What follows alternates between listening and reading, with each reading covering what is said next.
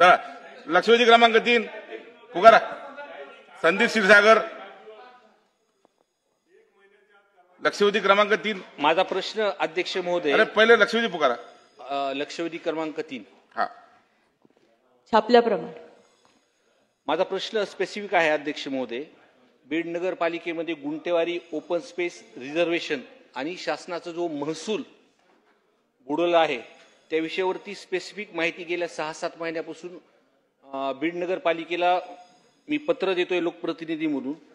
आणि त्याच्यामध्ये जे काही मी प्रश्न मांडले होते किंवा जे काही पत्र दिले होते त्याच्यामध्ये जे सर्वे नंबर आहे 29, survey number 194, survey number 197, survey number 198, 199, survey number 34, 35, 68, 69, 79, survey number 173, survey number 53, survey number 56, 59, survey number 188, survey number 16, 17, survey number 151 आणि 152 ही जी माहिती मी लोकप्रतिनिधी म्हणून 6-7 महिन्यापासून मी जे प्रशासनाकडे मागतोय मला जे उत्तर भेटलं ते पूर्णपणे चुकीचं आहे आणि सभागृहाची पूर्णपणे दिशाभूल अध्यक्ष महोदय ह्याच्यामध्ये केलेली आहे. ह्याच्या मागचं कारण असं आहे अध्यक्ष महोदय की हे जे हा जो भ्रष्टाचार झालाय किंवा हे चुकीचं ह्या गोष्टीमध्ये जे झालंय त्याचे अहवाल जे देत आहेत तेच अधिकारी देत आहेत. त्याच्यामध्ये भूमी अभिलेख, नगरपालिका आणि रजिस्ट्री ऑफिस. जर ह्या गोष्टीमध्ये हे उत्तर पूर्णपणे चुकीचं आहे माझी हरकत आहे. पॉइंटेड प्रश्न घ्या आपण. माझा पॉइंटेड प्रश्न ह्याच्यामध्ये असा आहे की मला जी माहिती आहे की चौरे नंबर 194, 197, 198 आणि 199 ह्याच्यामध्ये ओपन स्पेसचा विषय रिवाइज लेआउट तिथं दाखवलेला आहे. मी अनेक दिवसापासून नगरपालिकेला पत्र दिले आहेत की मंत्री महोदया की ह्याची मला माहिती द्या. तर नगरपालिकेमध्ये या संदर्भातल्या संचिकाच नाहीत. म्हणजे एखादं रिवाइज लेआउट केला असेल आणि ओपन स्पेस तिथं दाखवली ते म्हणतात की ओपन स्पेस आहे. पण आपण जर डोळ्यांनी तिथं जाऊन बघितलं तर पूर्णपणे तिथं बांधकाम झालेलं आहे. आणि प्रश्न घ्या पॉइंटेड. नाही प्रश्न आता इतक्या वेळ ते बोलतात अध्यक्ष महोदय मला स्पेसिफिक घेतोय मी फक्त स्पेसिफिकच सांगतो अध्यक्ष महोदय. तर या विषयामध्ये ओपन स्पेस कुठेही अध्यक्ष महोदय तिथं दिसून येत नाही. त्याच्यामुळे ती संचिका ही पूर्णपणे तिथे गायब झाली. तसंच सर्वे नंबर 34, 35, 68, 69 आणि 79 ह्यामध्ये आरक्षण असलेल्या जमीनची गुंटेवारी केली. तसंच सर्वे नंबर 3 मध्ये सुद्धा 173 यामध्ये आरक्षण असताना सुद्धा इथं सुद्धा गुंटेवारी केली. सर्वे नंबर 188 इथं सुद्धा आरक्षण असताना सुद्धा गुंटेवारी केली. मी जे बोलतोय ह्याचे सगळं पूर्ण कागद आहेत. हे माझ्याकडे ह्याचे नकाशे सुद्धा आहेत. म्हणजे प्रश्न घ्या उत्तर देतील मंत्री अध्यक्ष महोदय ते इतके वेळ बोलतात. मी 2 अधिवेशन झाले हा प्रश्न मांडतोय. मला सर्व घ्यायचं. माझा स्पेसिफिक विषय ह्याच्यामध्ये की शासनाचा ह्याच्यामध्ये महसूल बुडलेला आहे. ओपन स्पेस पूर्णपणे त्यांनी विकलेले आहे. तर माझा स्पेसिफिक प्रश्न आहे की अध्यक्ष महोदय की ह्या संदर्भात जे कुणी गुन्हेगार आहेत जे कुणी अधिकारी आहेत त्यांच्यावरती आपण कारवाई करणार का?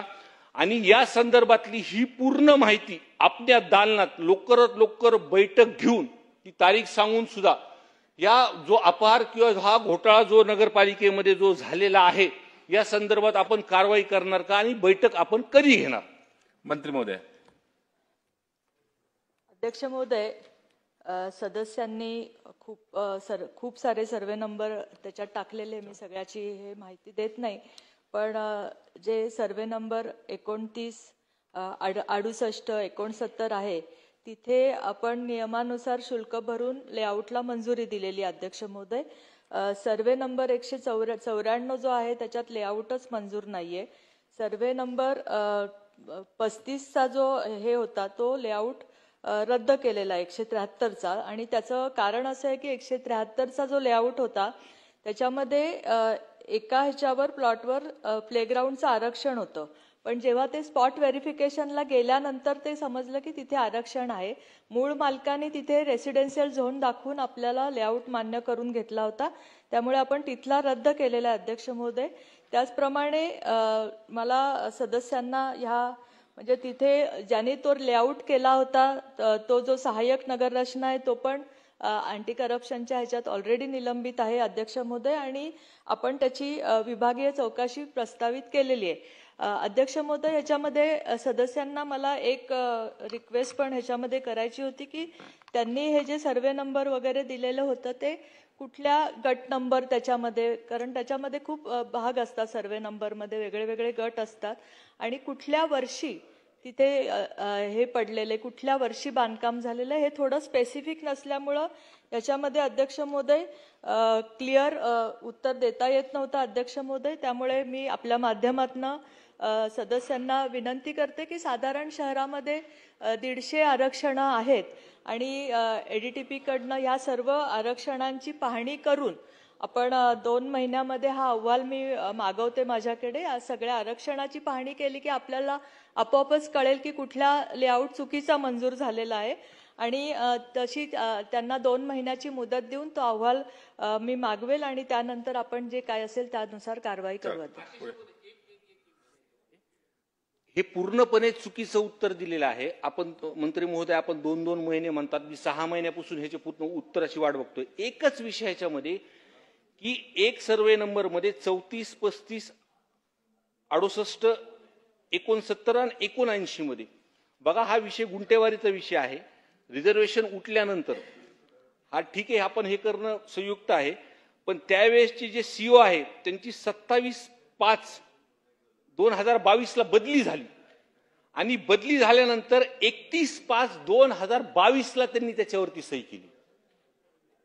म्हणजे बदली झाल्यानंतर त्या गुंटेवारी हे जे अहवाल आहेत मंत्री महोदय, हे आपल्याकडे जे दाखवलेत, मी स्पेसिफिकली माझ्याकडे इतके मोठे पत्र व्यवहार आहेत त्याच्यामध्ये, आपण 2-2 महिने ह्याच्यामध्ये का मागतोय, जेव्हा की त्यांच्याकडे कोणत्याच प्रकरणाचे संचिका नाहीयेत. या विषयामध्ये ही गंभीर बाब आहे. कारण का काय अध्यक्ष महोदय, हे ओपन स्पेस शहरामध्ये जे दिले जातात ते लहान मुलांना खेळायसाठी, कुठेतरी वॉकिंग ट्रॅक वृद्धांसाठी, प्रश्न घ्या हा विषय. तर माझा स्पेसिफिक, आपण 2 महिने ह्याच्यामध्ये कशामुळे लावतात, 6-7 महिने झाला ह्याचा मी पाठपुरावा करतो. नगरपालिकेकडे जर संचिका नसतील या संदर्भातल्या तर त्यांच्यावरती गुन्हे दाखल केले पाहिजे आणि जे काही ओपन स्पेस असतील की जे लेआउट जे चुकीचे झाले असतील, जे गुंटेवारी चुकीचे झाले असतील, त्याच्यावरती सुद्धा कारवाईची लवकरात लवकर बैठक घेतली पाहिजे, माझी अशी विनंती आहे. मंत्री महोदय. अध्यक्ष महोदय, मी आपल्या माध्यमातनं हीच विनंती केली अध्यक्ष महोदय की खूप सारे सर्वे नंबर असल्यामुळे आणि जो सदस्यांचा आक्षेप आहे की आरक्षणांवर त्यांनी लेआउट मंजूर केलेले, तर शहरामध्ये 150 आरक्षणाचं स्पॉट व्हेरिफिकेशन करण्यासाठी आपण त्यांना 2 महिन्याची मुदत देऊ आणि तो अहवाल आल्यानंतर आपण निश्चितपणे याच्यावर कारवाई. चला पुढे जाऊया.